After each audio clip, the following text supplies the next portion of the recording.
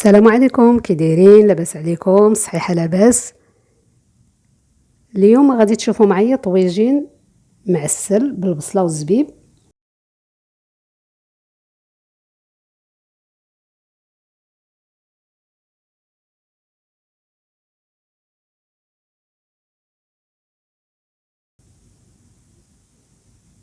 فهنايا الطاجين ديالنا اليوم غادي نصاوبوه بالحوت الابيض، اي نوع الحوت اللي تعجبكم ولا اللي عندكم. واحد جوج بصلات هنا ولا 3 كبار مشنفين،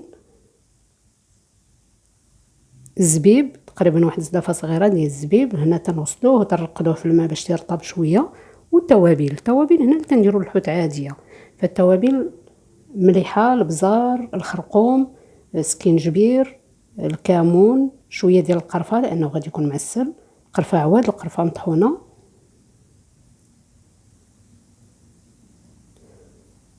وفلفل احمر نديروا واحد الطريقه واحد شويه ما باش ما يغيرش لنا داك اللون هكاك مغلوق.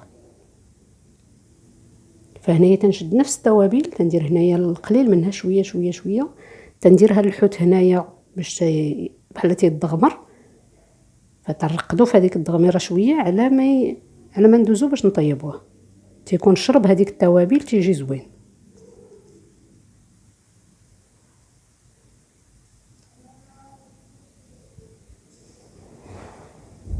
هنا تنحاولوا ندخلوا هذيك العطريه مزيان في هذوك طريفات الحوت باش تيشربها مزيان،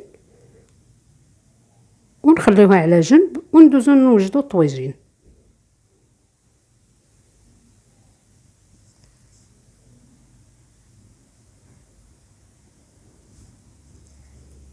هنايا في مقلاة تندير شويه ديال الزيت، وتندير هذيك البصيله اللي هي مقطعه مشنفه هكا، مقطعه طويله رقيقه.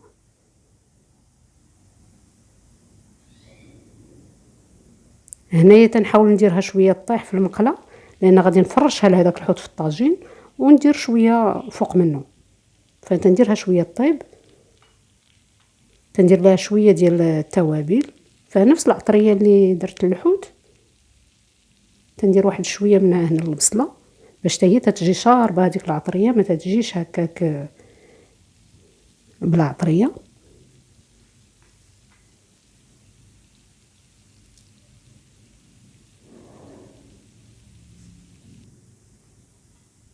هنا تنحاول نديرها على عافيه تكون شويه مجهده، ونبقى نحرك باش ما تطلقش لنا الماء بزاف، تطيح تطيب وفي نفس الوقت ما تطلقش الماء بزاف.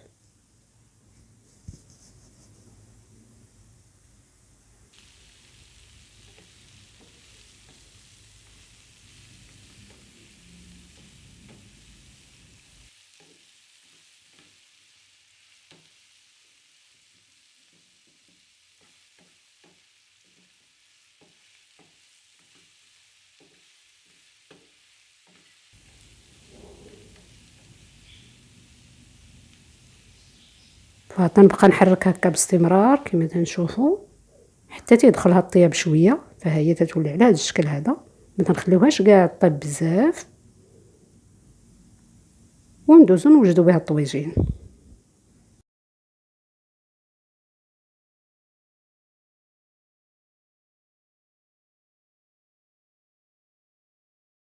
فهنايا تندوزو نديرو في الطاجين النص تقريبا ديال هذيك البصله اللي طيبنا، فهنا تنفرشوها على هذوك الطريفات ديال الحوت،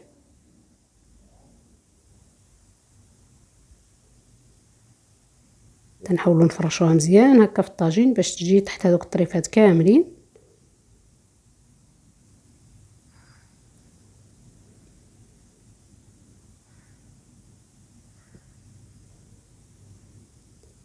هنايا هذاك الحوت اللي عندي زدت ليه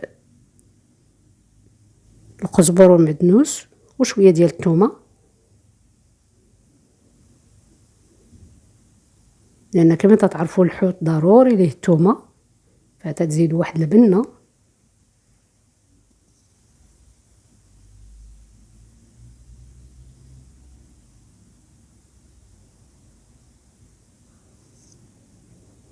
وتنستفوا هكا هذوك الطريفات في الطاجين، فتنحاولوا نستفوهم ما يكونش طرف على طرف، تنحاولوا نستفوهم هكا تكون فرشه وحده، لان الحوت كما تعرفوا ما تيبغيش يتحرك بزاف، وما خصوش يلصق، ما خصوش يكون طبقه فوق طبقه. نحاولوا نديرو هكا طبقه وحده، فرشه وحده، ونزيدو عليه هذيك البصيله اللي خلينا في الاول.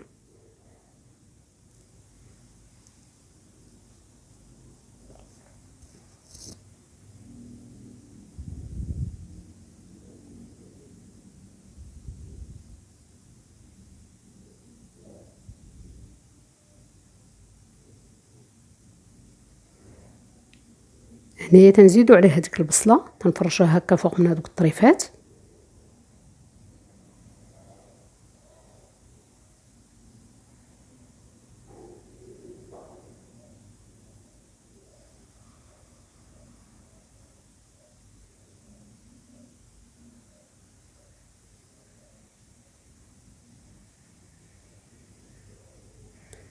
تنزيد لها هذوك التوابل، هنايا هذوك العويضات القرفه تنحطوهم هكا، وتنخلطوا هذوك التوابل مزيان، ونزيدوهم فوق هذيك البصيله. كما تيمكن لكم تشدوا هاد البصله اللي بقات لينا، تخلطوا مع هذوك التوابل مزيان مع الزبيب حتى هو، عاد تحطوه مره واحده، فكما درتو تيجي مزيان. فانا هنا زدت التوابل غير هكا من الفوق،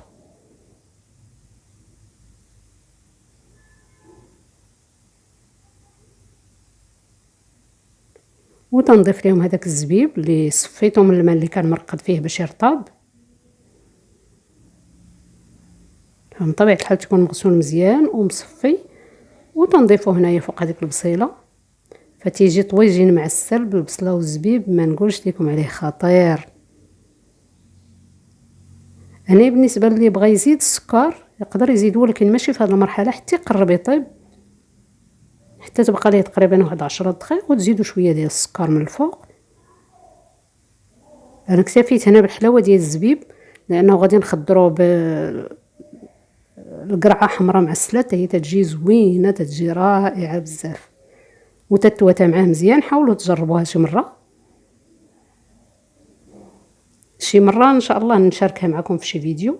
فتديروا القرعه حمراء معسله بمليحه زويته، شويه ديال السكر، شويه ديال القرفه، وتتعسل، وتنحطوها هكا في الجناب تنزوقوا بها الطاجين. هنايا الطاجين حتى تيدخلوا الطياب، تيقرب تقريبا يطيب، عاد باش تنزيد واحد الزويته من الفوق هكا. فمن الاحسن اذا كانت زيت الزيتون، فتعطي واحد المذاق زوين حتى هي. هنايا بالنسبه للطاجين تنحركوه غير بشويه، تنشد معلقه ونحركوه هكا كل طريف بشويه بوحدو، باش يبقى شاد الشكل ديالو، وما نفرتوهش، لان الحوت كما تعرفوا تيطيب دغيا. فهنا الطاجين ما تيشدش لينا الوقت نهائيا، لانه اصلا البصله طايبه شويه، ما عندناش حاجه اللي طيب الحوت، ما تيشدش وقت كتير.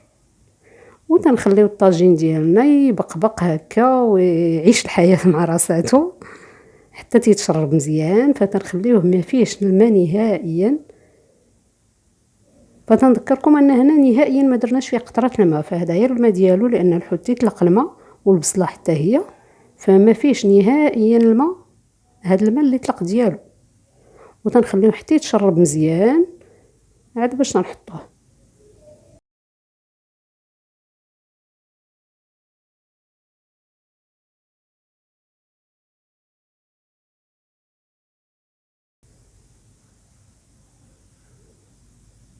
فها الطويجن ديالنا كما تتشوفوا تيتشرب، تنخليوه غير يشرب ديك المريقه ديالو، ونحطوه وتفضلوا بالصحه والراحه.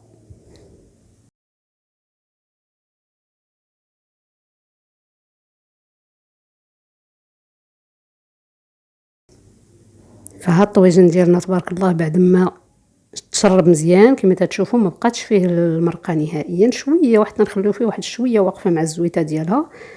تنزيدوه ديك القريعه معسله من الفوق هكا في الجناب، وترافقوه هكا بالشليضات اللي متوفر عندنا، ونتمنى تجربوه ما غاديش تندموا عليه. يلا بالصحه والراحه، ونتلاقاو في فيديو قادم ان شاء الله.